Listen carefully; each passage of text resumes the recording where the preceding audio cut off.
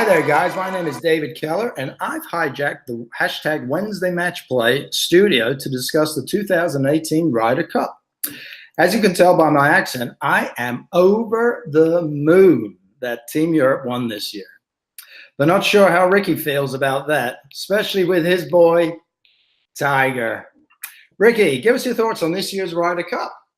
You know, it was exactly what I expected. I did not expect Tiger to play well. I didn't expect him to go 0-4 with his matches, but I didn't expect him to play well. He's never played well in the Ryder Cup, and it was just one. It was too quick. It was right after a big event that Tiger won the Tour Championship the next week. They jump on a plane and boom, they're in Paris, and it was too quick. And I don't feel like I was into it as much as I have been in the past. I didn't watch hardly any of it, if any of it. I was just watching highlights.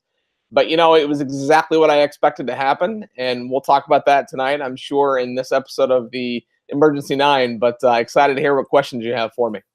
I think just going on Tiger, I think he had a bit of he won last week. It's probably difficult to pick yourself up from winning and taking off to such a big event the following week. So kudos to Tiger for winning, though, the previous week, 80. Okay, so we've got 9 questions for you, and it's the Emergency 9. So number 1, this was a big year for the Ryder Cup. Some big names in the field, including Phil Mickelson and your big boy, Tiger. How excited were you for the Ryder Cup? You know, it's fun. I look forward to it because it is what it is. You know, I think adding golf to the Olympics makes it not feel as important as what it maybe once did, because now you've got another format like the Ryder Cup. But you know, it's always fun to be able to see the people you know, on the first tee and the ruckus that they cause, and again, Tiger in the field. I mean, the dude's no spring chicken anymore. Phil at 47 in the field, this will be his last, and if it's not Tiger's last, for as far as that's concerned. But you know, it was fun seeing him playing with some of the guys that he's been, you know, trying to beat in weeks past, that he beat in the Tour Championship. But you know, to be completely honest, I was not as excited as I have been in the past, even though it was in Paris, which Paris is my favorite city on the planet. So it was, it felt like it was here too quick and gone too quick. And again, just because of how anticlimactic it was, there wasn't a lot of drama. And, you know, I felt there wouldn't be, there wasn't. And Europe just literally just played better. And no question, they deserved to win the 2018. I think the USA shot themselves in the foot with their own tactics. The Europeans are straight down the middle, and the US bombing it down there. It's not that sort of course, but maybe we'll get on to that in a minute. Speaking of Phil and Tiger, they didn't play great. They did not play great. Why do you think that is? I mean, Tiger didn't score any points. Ricky, your man, no points. But look at his record. He's just not a good Ryder Cup player. I thought he'd do better John Rahm, I mean, he should have won that match. And you know, people are like, oh, John Rahm went out and beat him. And I'm not even sure that it was that, as much as just Tiger's tired. I mean, again, he's 42 years old. The guy's not young, and he's had a heck of a season. And I think he just needs a break. I think he just needs to go home and rest for a couple. I mean, I don't even know when he's going to play next. But, you know, Phil, I don't think that he really should have been there. I'm not sure I loved the captain's picks. But, you know, Tiger to win no points at all is pretty frustrating, considering how well he played in the Tour Championship and the fire that he has, and knowing that he wants to be, you know, in competition and towards the top. It was disappointing. And, you know, Tiger's not going to lose any face with me by that, but it was just not as exciting as it could have been, should have been. But again, I'm going to tip at the cap to Team Europe. I mean, you're right. They hit it straight. That's a golf course that does not reward bombers. It rewards hitting the ball in the fairway. They hit the ball in the fairway, and look what happens. They not only won, they kind of destroyed Team USA, if you want to be blunt about it. They really did. They really did. But you know, the Europeans, they have a few old timers in there as well that won't be there in 2 or 3 years. But anyway, hole number 3. And I like that. Let me just take a drink. There you go. Yeah. A lot of people. Rum. It's not really scotch, but that would be more. I didn't have any scotch, so it's rum. It's, you know. It looks like a fine French wine, maybe. Maybe. Anyway, a lot of people are blaming Jim Furyk for USA losing. Do you think he was to blame for the debacle? Not at all. He picked the captain's picks. While I don't agree with a couple of them, he made the right choice of the guys that were playing hot and playing well. No, it's not his fault. It's the guys that are out there on the golf course swinging, and it's his role to lead them. And I don't feel like as a captain he was as in your face and not that Bjorn was either. I mean, it didn't feel like he was. I don't want to say didn't feel like the right captain, but I think that none of us saw Tiger going from co-captain to playing, and then David Duval stepping in there as the co-captain. But no, it is not Furyk's fault. He has nothing to be sorry about. He did what he did. He picked the right people to play. There are a couple of people that were in some matches that are being very vocal about their pairings. Guess what? You're not the captain. Let the captain do what he does. And again, tip of the cap to him and the entire team for going over there, and they gracefully lost, if that makes sense. The way that they handled it, all but one person who I think might be one of the questions, who's been causing a stir the last couple of days.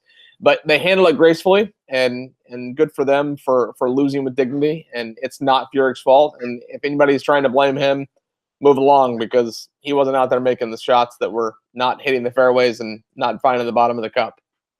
Yeah, there was a few shots, loose ones laid on where they put him in the water. I mean, that's inexcusable on that 17th. But anyway, we're now at the tough fourth hole. I love that. I hope that we keep that going forward. That is a fantastic. I like it. Little dog leg.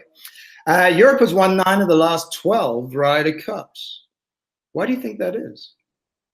I similar to how Tiger's not just a good team player and he's not a good Ryder Cup player. I think that, to your point, Europe just they don't blow you out of the water shooting these unbelievable scores. They're just consistent. They're steady. They hit fairways. They hit greens. They make putts, and they're not exciting. And that's okay, because in this format you don't need to be. And I think that's why you see Europeans winning medals at the Olympics with Justin Rose. And I honestly couldn't tell you, outside of Tommy Fleetwood and Molinari, they're kind of basically undefeated in the Ryder Cup this year. They're consistent. They're just hitting fairways, hitting greens, and doing what needs to be done to win in formats like this. And I honestly think that you're going to see. I mean, you talk about some of these guys that won't be there in the next couple of Ryder Cups that are on Team Europe and USA for that matter. But Europe's always been good in this format, and I think that you'll see them continuously win more and more Ryder Cups going forward. It's like management.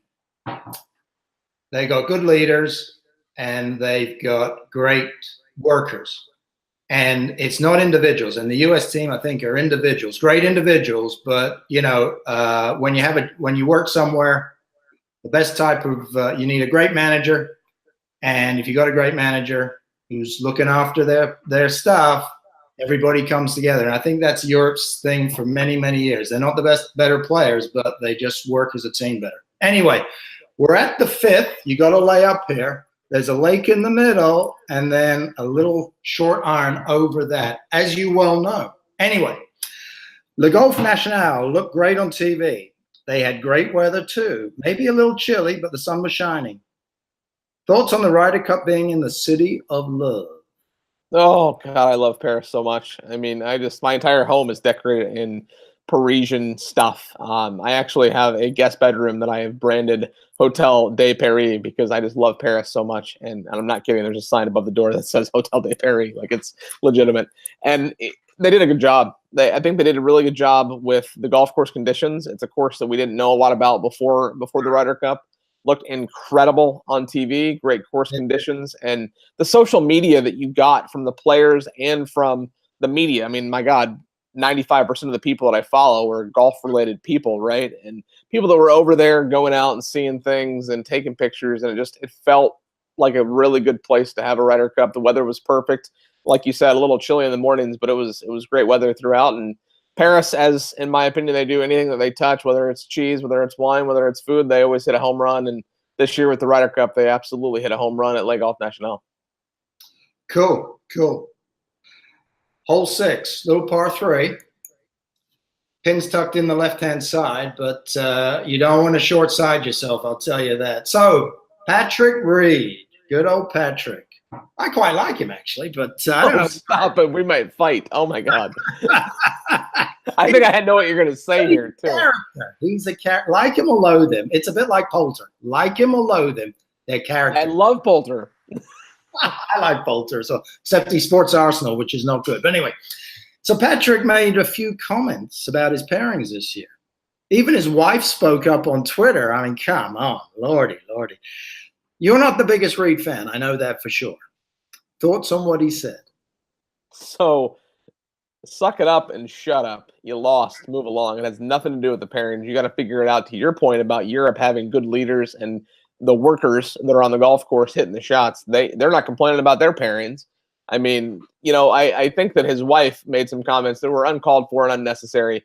They were in the news even just a few months ago about some tickets at a sporting event that they were at, and he complained, and then he bought his own tickets because he didn't like the tickets that he was given. You know what? I hope the PGA Tour never gives him tickets to another event, and I, quite frankly, hope that whether he was sued for that or whatever that looks like from, the PGA Tour is your boss in his role. But, his wife was mentioning other players, and she was talking about Ricky Fowler, and she was spelling his name wrong. And I'm like, if you're going to complain about him, at least spell his name right. I mean, come on. I think it's unnecessary, and maybe they're being thrown under the microscope a little bit because, one, they lost the Ryder Cup as the Team USA, but Patrick Reed is just that. I mean, he's the shushing and all of the stuff that he's done and his little baby tiger stuff that he's got going on. But, I wonder what his motive is to be like that, why you don't just shut up and move along. And, I keep going back to him winning Augusta, and he never has, and I'm not sure ever will feel like a Masters champion to me just because of stuff like this.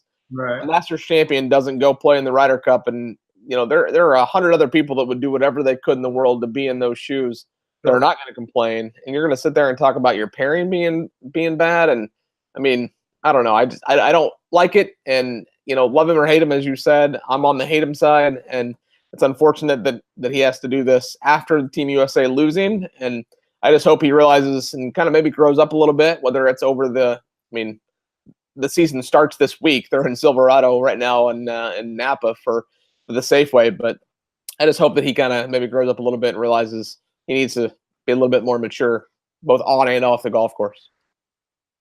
Yeah, I think you're right. He, keep your mouth shut. You're where people want to be in life, and keep your thoughts to yourself, especially if they're not nice like that. But anyway, hole number 7, you did a good up and down there, actually. I was mighty pleased. You did short side yourself, but well up and down.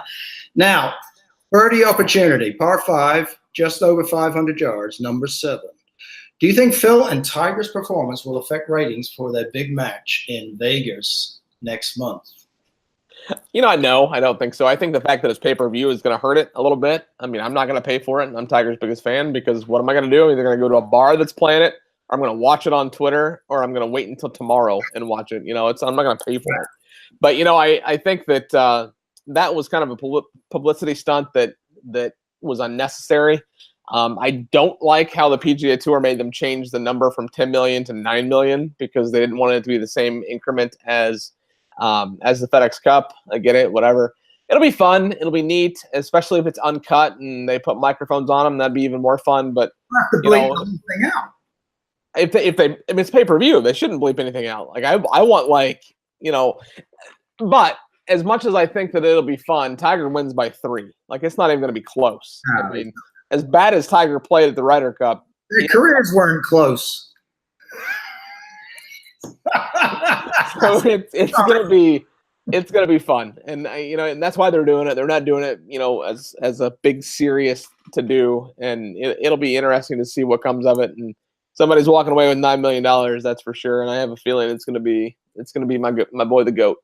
Do you know if they're donating it to somebody else or their charity, or is it going? There's been talks. Yeah, there's been talks about it because the money's not even their money. I'm pretty sure that the money's I need to do a little bit more research on it, but I'm pretty sure the money's coming from other sources as well. So it's not as cool as, hey, it's Tuesday and Tiger and Phil are on the first tee playing for $10 million. Let's go tune in now. Like, it's planned and it's orchestrated and there's marketing behind it, and it's going to be fun. It'll be cool to see, but it's not going to be what it could have been had they done it a little bit more strategically. Right. So, hole 8, stroke index 1, long par 4 into the wind. We know you struggle on this one a few times. Anyway, so Tony Finau was Jim Furyk's last captain's pick. Did you like that pick? And if you were the captain, who would you have selected? I don't dislike it. Finau's been playing good. He hits the ball a long way, but again, this golf course is not about bombers. It's about strategic and hitting the ball in the right place. And if I were the captain, I mean, you look at guys like Xander Schauffele, like that guy's, he's like 23 and he's playing recently has been playing better than anybody else on the planet, quite frankly. And he wasn't even really brought up in the conversations. And, Brendan Steele has been playing pretty good. And there are guys that could have been in front of Finau. But Tony's young. He's got some potential, I think. But for his first, like you look at Tommy Fleetwood, that was his first Ryder Cup. He showed up. What did Finau do? Like, I don't even know if Finau won, and I'm sure he did, but like you weren't paying attention to him because Fleetwood was playing so well.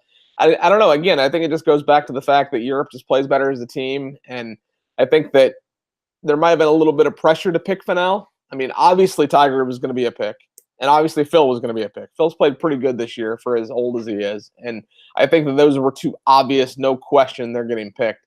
So I think that Furyk might have had a little bit more trouble with those last couple, but it is what it is. It will not be Finau's last Ryder Cup, I don't think. I think the guy's got some potential to win some tournaments and to win some majors in his career. And, I think that, Brooks Koepka, granted, he's won some majors, but he doesn't excite me. And I'm not saying that you have to be exciting to be put on that team, but I think that there could have been a little bit more strategy put into Furyk's decision on who he picked and how he did the pairings. Going back to talking about it being his fault, it wasn't his fault, and not even trying to support Patrick Reed and complaining about pairings. But I think the pairings were a little confusing as much as it was the people that he picked for his captain's picks. But again, it's not Furyk's fault. He's obviously got people standing beside him, coaching him, pick him, and here's why. And I think he made the right decision with Finau, and I'm not in those shoes, and I can't imagine how much pressure was really put on him to make those decisions. And I wonder, let's say there's a list of 5 guys that he could pick. Is Furyk calling them, talking to them,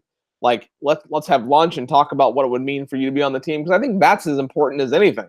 Absolutely. Regardless of how you're playing, what would it mean to you to be on the team, to get on this plane and to fly to the other side of the world to play with these people? What does that mean to you as a PGA professional? And I think that needs to play into it. And I think Finau, just based on his personality and what I know of him and how he behaves on and off the golf course, that I think might outweigh a little bit in terms of playing ability. But again, he's a bomber, and that golf course did not reward bombers.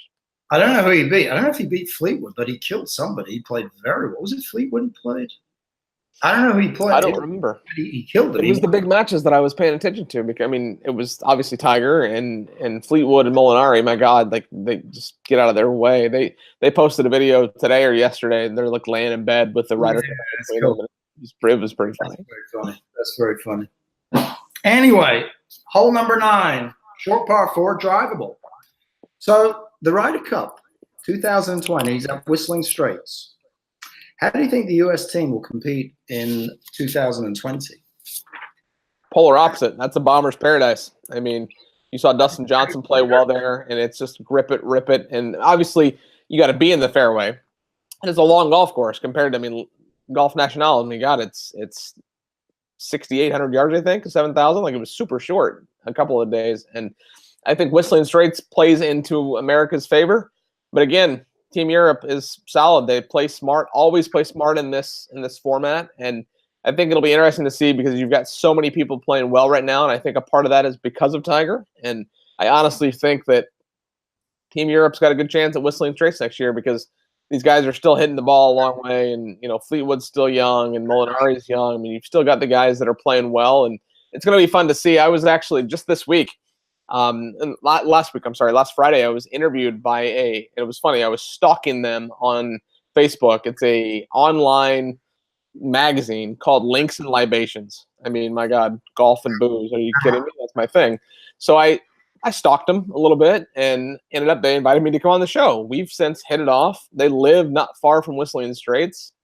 They're branching into the Florida market, so I think you're going to see some more press around Whistling Straits next Ryder Cup. Well, we got 2 more years to prep and plan for that, but I don't know. Team Europe's going to be tough to beat, but when you bring it over to the United States and put it on American soil, we typically play well here, especially at a course that they can rip it and rip it. So it'll be fun regardless of who wins in 2 years. It'll be a fun venue for an event like this. Absolutely. It's always a great event. Always a great event. So not bad. 1 over. And I'll take that. I love that, actually. Like, this show, it's only the 2nd episode of this show, and I want to implement that, like talking about the strategy because the questions. I mean, that's fantastic. 1 over. All right. And putted well, I'll tell you. There you go. There you go. Train your own. Selfless plug there from the host this evening. I love it. There you go. I need it. Anyway, bonus question. Bonus question. We're at the 19th hole. Whether I buy the drink or you do. This was only the 2nd Ryder Cup on European soil, continental European soil, I should say. What are your thoughts about going back, playing more in Europe, or staying in the UK and playing, the well-known St Andrews and the Belfry, etc.? What are your thoughts on that? Do you like the idea? I didn't realize it was only 2. That's crazy. And I think that you're going to, I mean, wow. Because you're right. Like, it's always like in the UK and link style courses. This wasn't a link style course. I like that. I mean, I think that there are so many good golf courses in Europe. I mean, Spain has got some incredible properties. France has got some. Czech Republic has got a handful. Morocco has got unbelievable golf courses. The Middle East. I mean, can you imagine the Ryder Cup going to the Middle East? I mean, that could be potentially, a cool way to shake things up a little bit. But and I like that. I mean, Paris isn't a place, hey, where are you going to have a Ryder Cup? Paris doesn't come to the top of the list. And like I said, they had a home run with it. They did a really good job. And I think that that's a good sign for bringing it back to Central Europe. And there are a lot of countries to pick from right there in Central Europe. There's a lot of great golf courses. And I think that it's cool to be able to think about where it could go. And I'm a big fan of Europe, as you know. I try to get over there at least once, if not twice a year, and just visit any country that I haven't been to and get my hands on. And we're already planning our trip for next year, hitting a handful of countries we haven't seen. So who knows what the golf could be like in those places. So maybe I'll consider that a scouting trip. I'll go play a couple just to make sure. Yeah, I like that. I'll do that for you, PGA Tour. It's on me. I'll go do that. But yeah, I think that we could see more of that. And I think that because of how well it went over in Paris, I think that there's a good opportunity to put it in more centralized European destinations. Cool. Well, I think we owe each other a drink, and maybe I owe you lunch after all this. But anyway, thanks, Ricky. It's been an absolute pleasure. I do have to do one thing, though. I love it. I love it that you just happen to have a flag, like just sitting there at the kitchen table. No big deal. That's why I was late trying to find the thing. That is fantastic. It's been great. Seriously, on a serious note, it's been great fun. Thanks for the invite. I hope it's everything you expected and a whole lot more. And we'll look forward to another Emergency 9. Awesome, man. Thank you for your time. I appreciate all the questions. Great insight. And I know that I'm living over here in Team USA, but tip of the cap to the Team Europe. That was fun to watch. And I look forward to 2020 over here at Whistling Straits.